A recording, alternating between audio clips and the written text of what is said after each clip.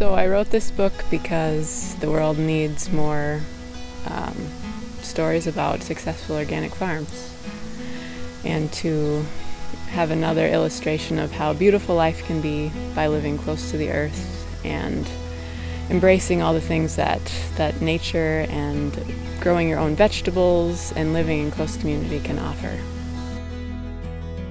So food has always been basically the backbone of my family. Whenever there's a holiday or any kind of gathering, there's always a lot of chopping, cooking, talking about food, serving food, eating food.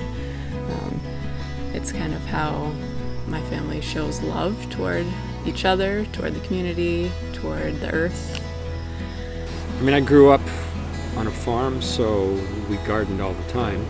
I must say I did not like working in the garden because that usually involved weeding. And gardening didn't become important until I was in college, probably. And we started our own garden and started branching out and realizing there's a lot of good tastes in the world other than corn and beans and French fries. I think the very first summer that we lived at Hillside Prairie Gardens, we had a garden. And it was pretty big. It was primarily Swiss chard, if I recall. Swiss chard and peas. Yeah. And gophers. Right. Yeah. And then it just evolved in terms of... We always wanted it to be a place to make income as well, and to integrate it into our lives as far as right. what we're doing. Well, some of my earliest memories are from just being out in the garden surrounded by what felt like a huge forest of plants, peppers, tomatoes, raspberry bushes, strawberries creeping all around, and just sitting out there and chomping on peppers or finding strawberries under the huge leaves. I remember shelling peas with my mom on the back porch into a huge bowl that we had, and standing at the kitchen counter mixing up cookies, holding the yolks of eggs in my hands, and just really taking joy in being close to your food and knowing where it came from, even as a young child. As the kids were growing up, they participated in the garden, either harvesting or working. Planting. I mean, any phase of the garden. You know, that ebbed and flowed depending on how active they were in other things, but they're always involved in it, as well as harvesting it and coming in and cooking it.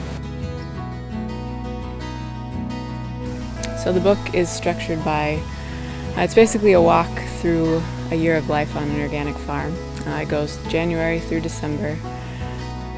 It's about one farm. It's not a conglomeration of a number of different farms. It's one farm organism.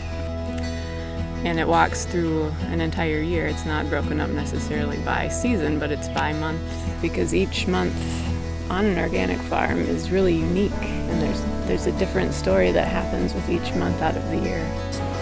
Basically, all the seasons are involved around the garden. It is a logical way to think about each year.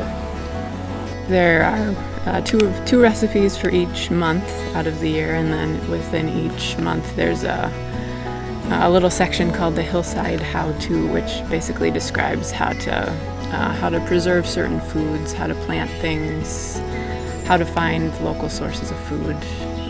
Just a different small tip for every month of the year.